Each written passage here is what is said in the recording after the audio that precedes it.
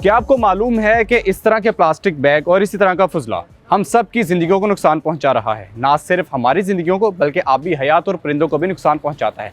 तो इस plastic bag की हकीकत क्या है, ये जानने के लिए आपको हमारे साथ तय करना होगा इस प्लास्टिक बैग का सफ़रनामा। चूँकि कहा जाता है कि किसी को जानना हो तो उसके साथ सफ़र किया जाता है।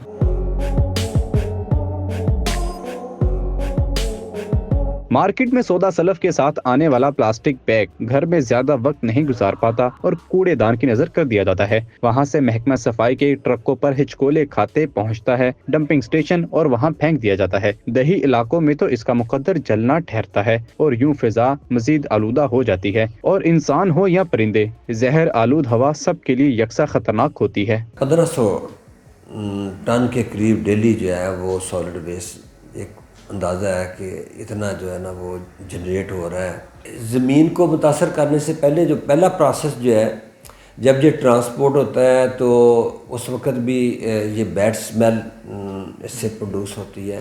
प्लास्टिक मटेरियल जो है उसकी डिकम्पोजिशन बहुत स्लो होती है। ज़मीन की जो एक्सचेंज ऑफ गैसेज है और वाटर की इन्फिल्ट्रेशन रेट जो है वो ज़्यादा मुतासर होते हैं और सॉइल का स्ट्रक्चर ख़राब होता है। जो गंदम या दूसरी जो फसलें जो हैं उसमें भी इसके असरात जाते हैं। तो नाज़रीन, आपने जाना है कि ये फुजला किस तरह आपकी ज़मीन को मुतासर करता है। इसलिए हुकूमत 450 अरब रुपए की लागत से फैसलाबाद के अंदर 150 एकड़ पर मुश्तमिल एक लैंडफुल साइट बनाने जा रही है। उसके बारे में भी आपको बताएंगे, लेकिन इससे कबल जब आप पानी के करीब यूँ डंपिंग स्टेशन बनाएंगे तो आबी हयात तो ख़ुद मुतासर होंगे। आइए ये आबी हयात किस तरह मुतासर हो रहे हैं ये भी जानते हैं। इंडस्ट्रियल वेस्ट है जो अनअटेंडेड है और उसको सारा एंटर होके नदी नालों में सीवरेज के ज़रिए जैसे हमारे दरियाए चनाब में जा रहा है। चूँकि इरिगेशन सिस्टम सारा लिंक्ड है तो जब ये वेस्ट वहाँ जाता है और आबी हयात मुतासर होती है। सारी आबी हयात हम इस्तेमाल करते हैं, एक तो उसमें हैवी मेटल्स और ये सारी चीज़ें शामिल हो के वो खुराक की जो उसकी क्वालिटी वो मुतासर होती है। इरिगेशन के सिस्टम को भी डैमेज करते हैं।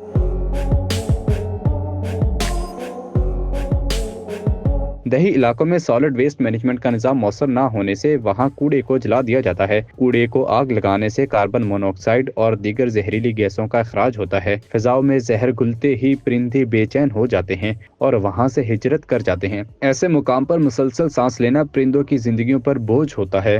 बर्ड्स की ग्रोथ के ऊपर सिग्निफिकेंटली नेगेटिव इफेक्ट पड़ा है। उसकी फीडिंग हैबिट्स भी इफेक्ट होती हैं, बल्कि उसकी ब्लड की कंपोजिशन तक चेंज होती है। बर्ड्स इसको रिस्पॉन्ड करते हैं। जितना बेहतर एनवायरनमेंट होता है बर्ड्स उसमें ज़्यादा बेहतर तरीके से रहने के काबिल होते हैं। तो नाजरीन, ये है वो जगह जहाँ पर लैंडफुल साइट बनाई जाएगी। ये जड़ावाला रोड से मुत्तसिल लखुआना गांव है। यहाँ पर तकरीबन 150 एकड़ पर मुश्तमिल जो लैंडफुल साइट है वो बनाई जाएगी। एक अंदाजे के मुताबिक रोज़ाना की बुनियाद पर फैसलाबाद सिटी एरिया से तकरीबन 1500 टन जो ठोस फुजला है वो निकाला जाता है। अब उस फुजले को यहाँ पर रिसाइकिल किया जाएगा। यहाँ पर एक बाकायदा एक प्लांट लगेगा जहाँ पर जो वेस्ट मटेरियल है उसे कैटेगराइज करके मुख्तलिफ प्लांट्स के अंदर दाखिल किया जाएगा और वहाँ से जो है वो काबिल इस्तेमाल चीज़ें सामने लाई जाएंगी। इस हवाले से आपने जाना कि किस तरह जो सिटी एरिया के अंदर रह जाने वाला जो प्लास्टिक मटेरियल होता है, ये प्लास्टिक मटेरियल जो बाद में कचरे की शक्ल इख्तियार कर जाता है, वो किस तरह आपकी ज़मीनों को मुतासर करता है और उसके साथ साथ जो आबी हयात हैं उन्हें मुतासर करता है। और इसके साथ साथ देखा जाए तो फ़िज़ा में उड़ने वाले जो परिंदे हैं उन्हें मुतासर करता है। आप और मैं जिस माहौल के अंदर सांस लेते हैं उसके अंदर ये इस फुजले को जब जलाया जाता है तो ये फ़िज़ा के अंदर शामिल होकर जो जहरीली गैसें हैं वो बना देता है। तो इस वाले से देखा जाए तो जदीद तकाज़ों के मुताबिक पूरी दुनिया के अंदर जिस तरह रिसाइकल प्लांट लगाए जाते हैं तो फैसलाबाद के अंदर भी ये रिसाइकल प्लांट लगाया जाएगा। इस हवाले से FWMC का हुकाम का यही कहना है कि तमाम तर चीज़ें जो हैं वो इस वक्त अभी अंडर प्रोसेस हैं। तो जैसे जैसे इस जो प्लांट है और इस प्रोजेक्ट के हवाले से अपडेट्स आती रहेंगी, आपके साथ शेयर भी करते रहेंगे।